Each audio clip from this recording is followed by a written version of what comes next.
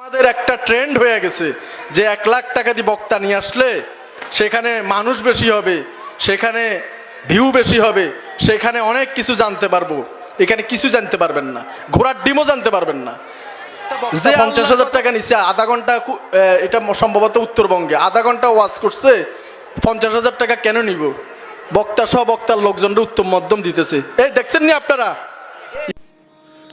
আসসালামু আলাইকুম রহমতুল্লাহ। সম্মানিত প্রিয় দিনী ভাই ও বোনেরা, আপনাদের সামনে একটি ভিডিও উপস্থাপন করতে যাচ্ছি, যেটা হচ্ছে আমার স্ক্রিনে একটা ছবি দেখতে পাচ্ছেন। মানবিক পুলিশ শওকত হোসেন, আলহামদুলিল্লাহ ওনাকে চেনে না এমন লোক অনলাইনে অনেক কম আছে। আসুন, উনি বাংলাদেশে কিছু তথাকথিত কিছু বক্তাকে নিয়ে কথা বলছে, যেগুলো হচ্ছে ওয়াজের ব্যবসা করে, ওয়াজ নিয়ে ব্যবসা করে। চলুন ভিডিওটা দেখার চেষ্টা করবো, আসলে উনি কি বলছে। মন দিয়ে বিষয়টা একটু বোঝার চেষ্টা করুন, আসলে উনি কি বলছে এই ওয়াজ ব্যবসায়ীদেরকে নিয়ে। আসুন ভিডিওটা দেখি এবং বোঝার চেষ্টা করি আসলে উনি কি বলছে। চলুন ভিডিওটা শুরু করি। আসসালামু আলাইকুম রহমতুল্লাহ। আমরা এগুলা চিন্তা করি না, আমরা চিন্তা করি 1 লাখ টাকা দিয়ে কারে নিয়ে আসছে। এই লাখ টাকার খেলা শেষ হয়ে যাচ্ছে কিছুদিনের মধ্যে। যেমন নাম বলবো না, তাহলে এটা গীবত হয়ে যাবে। কিছুদিন আগে এক বক্তা আধা ঘন্টা বক্তৃতা করে নাই, 50,000 টাকা নিয়ে মার খেয়েছিনি। ইউটিউবে দেখেন তো, ফেসবুক তো সবাই চালান, এখন মোবাইল চালানো এরকম লোক খুব কম। যে মোবাইল চালানা সে আল্লাহওয়ালা লোক, কিন্তু এই আল্লাহওয়ালা লোক এখন আর খুঁজে পাওয়া যায় না। সবাই মোবাইল চালায়, ওয়াজ শুনতে যায় 2 নম্বরের জিনিসও চলে আসে, কিচ্ছু করার নাই, এটা দুনিয়ার নিয়ম। তাইলে বলেন, মোবাইলের মধ্যে দেখছেন আপনারা এই কয়েকদিনের মধ্যে একটা বক্তা 50,000 টাকা নিচ্ছে আধা ঘন্টা, এটা সম্ভবত উত্তরবঙ্গে আধা ঘন্টা ওয়াজ করছে, 50,000 টাকা কেন নিব? বক্তা সহ বক্তার লোকজনরা উত্তম মধ্যম দিতেছে। এই দেখছেন নি আপনারা? ইউটিউবে দেখছেন। এখন ওই যুগ চলে আসছে ওইটা, এখন টাকা নেওয়ার দিন আস্তে আস্তে শেষ হয়ে যাচ্ছে। যেই লোক টাকা নিয়ে আপনারা কি আমল দিবে বলেন? উনি বলতেছে ওনার আরেক জায়গায় ওয়াজ আছে, তাড়াতাড়ি চলে যেতে হবে টাকাটা নিয়ে। তো যেই লোক এরকম টাকা কামানোর জন্য এক ওয়াজ রাইখা আরেক ওয়াজে যাচ্ছে, তার কাছ থেকে আপনি কি শিখতে পারবেন বলেন?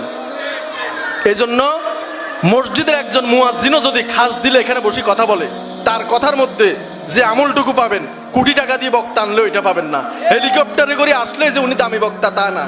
আপনার এই মসজিদের ইমাম সাহেব উনি অনেক বড় দামি বক্তা, কিন্তু কোনো খোঁজ নিলেন না। দাড়ি নাই, দোয়া করবেন আল্লাহ তাআলা যাতে দাড়ি রাখার তৌফিক দিয়ে দেয়। আমরা সবাই বলি আমিন আমার জন্য, ইনশাআল্লাহ।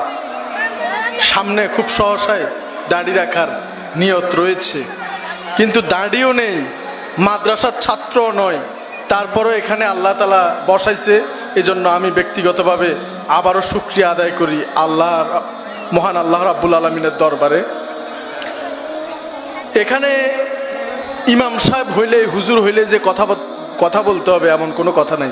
এখানে আপনিও কথা বলতে হবে, কারণ ইমাম সাহেব শুধু মারা যাবেন, আপনিও মারা যাবেন, আপনারও হিসাব দিতে হবে। শুধু এখানে শুনলে হবে না, এখানেও আসতে হবে। মনে মনে প্রিপারেশন নেন, আপনারাও সামনে এখানে আসি বসতে হবে, কথা বলতে হবে, হক কথা বলতে হবে। হুজুরদের উপর চাপা দিয়ে লাভ নাই, নিজেরাও বলতে হবে। এখানে আসি বসেন, তারপরে চিন্তা করেন যে হক কথা কতটুকু বলা যায়। আমি অত্যন্ত ঘৃণা করি ওই সম্প্রদায়কে, যে সম্প্রদায় ইসলামের নামে মানুষের কাছে বিদ্বেষ ছড়ায়। কেউ বলে এটা কওমি মাদ্রাসা, কেউ বলে এটা সুন্নি মাদ্রাসা, কেউ বলে এটা আলিয়া মাদ্রাসা, কেউ বলে এটা আহলে হাদিস ওয়াল সুন্নাত ওয়াল জামাত, কেউ বলে এটা ভান্ডারি। আমার কথা হচ্ছে, যে যেভাবে পারুক আল্লাহকে ডাকুক। আপনি আপনার মতো করে ডেকে যান, কে কি করছে না করছে এই সমস্ত গীবত গায়েন না।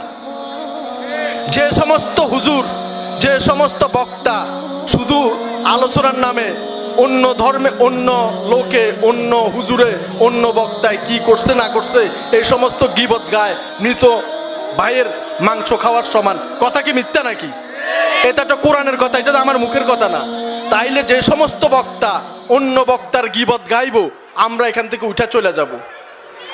আমাদের একটা ট্রেন্ড হয়ে গেছে যে 1 লাখ টাকা দিয়ে বক্তা নিয়ে আসলে সেখানে মানুষ বেশি হবে, সেখানে ভিউ বেশি হবে, সেখানে অনেক কিছু জানতে পারবো। এখানে কিছু জানতে পারবেন না, ঘোড়ার ডিমও জানতে পারবেন না। যে আল্লাহর কথা বলবে সে যদি রাস্তার ফকিরও হয়, তার কণ্ঠ লক্ষ টাকা কোটি টাকা দামি। যে মসজিদের ইমাম সাহেব সামান্য একজন 3000 টাকার মুয়াজ্জিন যে 5 বার আল্লাহকে স্মরণ করে, 5 বার শুচ্ছে মাইকে আল্লাহর মহত্ব ঘোষণা করে একজন মুয়াজ্জিন, সেই মুয়াজ্জিনও যখন এখানে বসবে আল্লাহর প্রশংসার জন্য, তখন সেও কোটি টাকার বক্তার চেয়েও দামি। আমরা এগুলা চিন্তা করি না, আমরা চিন্তা করি 1 লাখ টাকা দিয়ে কারে নিয়ে আসছে। এই লাখ টাকার খেলা শেষ হয়ে যাচ্ছে কিছুদিনের মধ্যে। যেমন নাম বলবো না, তার এটা গীবত হয়ে যাবে। কিছুদিন আগে এক বক্তা আধা ঘন্টা বক্তৃতা করে নাই, 50,000 টাকা নিয়ে মার খেয়েছিনি। ইউটিউবে দেখেন তো, ফেসবুক তো সবাই চালান, এখন মোবাইল চালানো এরকম লোক খুব কম।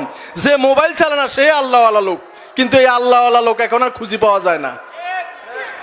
সবাই মোবাইল চালায়, ওয়াজ শুনতে যায় 2 নম্বরের জিনিসও চলে আসে, কিচ্ছু করার নাই, এটা দুনিয়ার নিয়ম।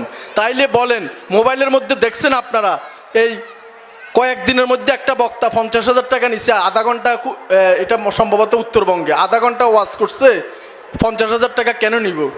বক্তা সহ বক্তার লোকজনরা উত্তম মধ্যম দিতেছে, এই দেখছেন নি আপনারা, ইউটিউবে দেখছেন। এখন ওই যুগ চলে আসছে ওইটা, এখন টাকা নেওয়ার দিন আস্তে আস্তে শেষ হয়ে যাচ্ছে। যেই লোক টাকা নিয়ে আপনারা কি আমল দিবে বলেন? উনি বলতেছে ওনার আরেক জায়গায় ওয়াজ আছে, তাড়াতাড়ি চলে যেতে হবে টাকাটা নিয়ে। তো যেই লোক এরকম টাকা কামানোর জন্য এক ওয়াজ রাইখা আরেক ওয়াজে যাচ্ছে, তার কাছ থেকে আপনি কি শিখতে পারবেন বলেন?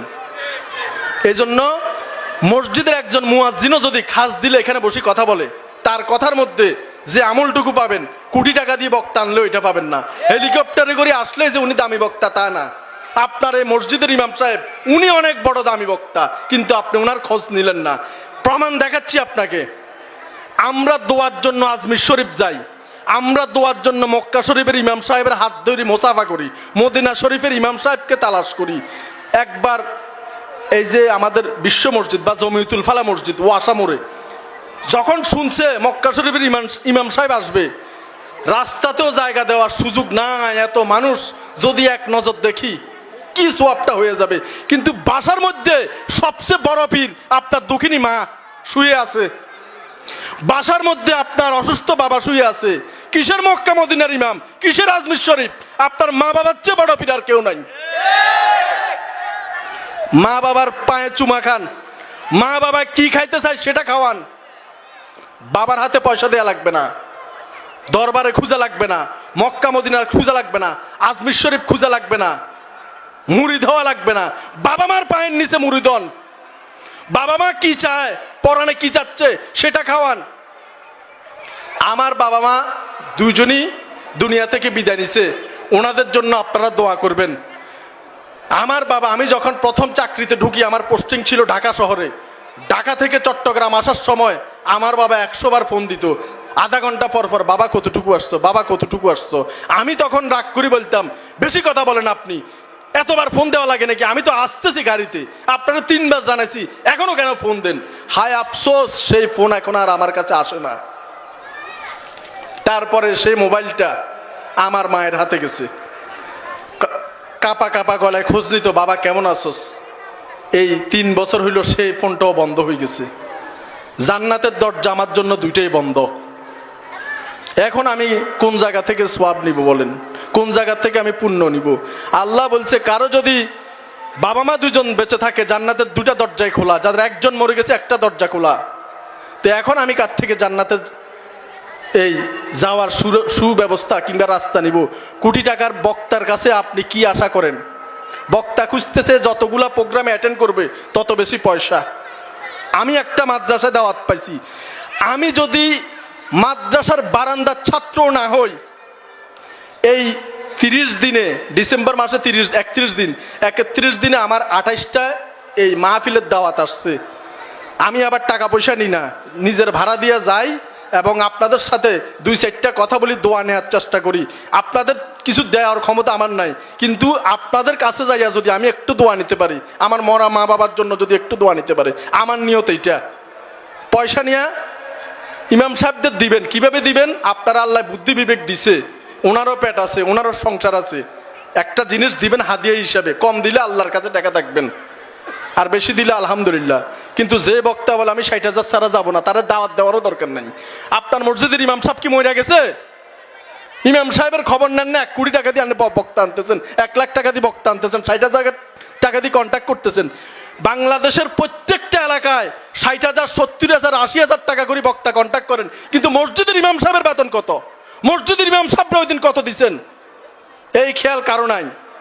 কিছু 2 নাম্বারই পাবলিক আছে যে এদের যাওয়া যাবে না, এরা কমই, এদের এখানে যাওয়া যাবে না। আবার আরেক পাবলিক আছে ওরা সুন্নি, ওদের এখানে যাওয়া যাবে না, ওরা ওই দরবারি পার্টি যাওয়া যাবে না, ওরা আহলে সুন্নাতুল জামাত যাওয়া যাবে না। আরে ভাই, যে যেমনে পারে আল্লাহরে ডাকেন, আপনি আপনার মতো ডাকেন। এত বাধা কেন, এত বিপত্তি কেন? যে এ সমস্ত ফতোয়া দেয় তার মতো বড় অমানুষ আর নাই। সেই ইসলাম ধর্মের মধ্যে প্যাঁচ বাজানোর জন্য সেই অমানুষদেরকে যেখানে দিনী প্রতিষ্ঠান আছে সেখানে আপনারা সাহায্য করেন, সেখানেই তাদের পাশে দাঁড়ান, সেখানে আলেম ওলামার খেদমত করেন। নবীর ওয়ারিসকে খোঁজার জন্য দিল্লি হিল্লি ঘুরার দরকার নাই। এই নবীর ওয়ারিস ইয়ার মধ্যে আছে, এই মাদ্রাসার মধ্যে আছে। যারা আলেম ওলামা হচ্ছে ওরা হচ্ছে নবীর ওয়ারিস, ওদের সাথে মুসাফা করেন। এখানে ওইখানে দৌড়ানোর দরকার নাই। ঘরের কাছে মাদ্রাসা থাকতে কাকে খুঁজতেছেন আপনি? এই জন্য হক কথা বলতে হবে। আপনার চোখ রাখেন, আমার কিচ্ছু আসে যায় না। আপনার চোখ রাখেন, আপনার পকেটে রাখেন। ইসলামের পক্ষে কথা বলতে হবে। আমি ওঠার আগে সবসময় বলি, আল্লাহ আমার মুখ দিয়ে যদি ইসলাম বিরোধী কোনো কথা আসে তার আগে দুনিয়া থেকে আপনি আমাকে নিয়ে নেন। সবাই বলি আমিন। আমার দ্বারা যাতে ইসলামের ক্ষতি না হয়, আমার দ্বারা আমার জীবনটা যাতে ইসলামের উদ্দেশ্যে উৎসর্গ হয়ে যায়, আমি যাতে ইসলামের জন্য আমার জীবনটা এই লাইনে চলে যাইতে পারে। প্রত্যেকটা মানুষের উচিত ইসলামের খেদমতে কাজ করা। কারণ আজ থেকে 50 বছর পরে চিন্তা করেন আপনার অস্তিত্ব থাকবে না। আজকে চোখ দুইটা বন্ধ করেন, 48 ঘন্টা পরে নাকের মাথার মগজগুলা গলে নাক দিয়ে মুখ দিয়ে বাইরে হওয়া শুরু করবে, পায়খানার রাস্তা দিয়ে বাইরে হওয়া শুরু করবে। এই পাজারু গাড়ির জায়গায় থেকে যাবে। এই 10 তলা বিল্ডিং বানাইছেন, ভাড়া উঠাই জমিদার হয়েছেন, এই জমিদারগিরি ওইখানে থেকে যাবে। আপনার কিচ্ছু হবে না লাভ। এখনো সময় আছে। আলেম ওলামাদের সাথে সম্পর্ক রাখেন। গরিব যে সমস্ত মুয়াজ্জিন আছে, হুজুর আছে, যাদের 5,000, 8,000 টাকা বেতন, নীরবে চুপ কইরা যায়া হাদিয়া তোফা হিসাবে হাতের মধ্যে 5,000 টাকা ঢুকাই দিয়ে আসেন। ব্যবসা করে কেউ কেউ এক মাসে 20,000, 50,000, এমনও লোক আছে 2 লাখ টাকাও লাভ করে মাসে। সেখান থেকে 5,000 টাকায় মসজিদের একজন গরিব হুজুরের হাতের মধ্যে ঢুকাই দেন না মিয়া, এটা বরকত বাড়বে, কমবে না। এখানে সেখানে নাম ফুটানোর দরকার নাই, চুপচাপ ওনাদের হাতে দিয়ে আসেন। এটাই হচ্ছে সবচেয়ে বড় লাইন। আজকে আমেনা সুলতান শামসুন্নুর সুন্নিয়া বালক বালিকা মাদ্রাসার উদ্যোগে যে সুন্দর আয়োজন করছে, এটা সারা বাংলাদেশের জন্য একটা শিক্ষণীয় ব্যাপার। কেমন হুজুরেরা আসি ওয়াজ করে চলে যায়, আপনারা ঘুম যান। আজকে তারা দেখাই দিল ছোট ছোট বাচ্চারা কিভাবে, টাইম বেশি হয়ে যেতেছে, 5 মিনিট বেশি কমু ঠিক আছে। এই বাচ্চারা যে সুন্দর করে জানাজার নামাজ দেখাইছে, দেখি কোন বাপের বেটা আছেন, হুজুর স্যার এখানে আসেন, জানাজার নামাজটা পড়ান দেখি। আসেন না, কোনো বাপের বেটা আছেন নাকি? এটা নাই। আপনারা মনে করেন আপনাদের সন্তান ইংলিশ মিডিয়ামে পড়া বহুত বড় স্কলার হয়ে যাবে, twinkle twinkle this is the beautiful, এই ইংলিশ কবিতা শুনলে আপনাদের কলিজা ভরে যায়। মইরা গেলে কবরের সামনে যায় কবিতাই শুনেন। তো এই জন্য এখনো সময় আছে। নিজে পারেন নাই তো কি হয়েছে, বাচ্চাদেরকে শিখান। বাচ্চাদেরকে হুজুরেরা নির্যাতন করে মাইরা লাগ, আল্লাহর কাছে শহীদের মর্তবা পাবেন। তো এই জন্য এখনো সময় আছে। চোখ বন্ধ কইরা অন্তত 2টা সন্তান থাকলে একটা সন্তানকে মাদ্রাসায় দেন যদি বাঁচতে চান। আর যদি আপনি অমর হন তাহলে দরকার নাই, মাদ্রাসার বারান্দায় আসার দরকার নেই।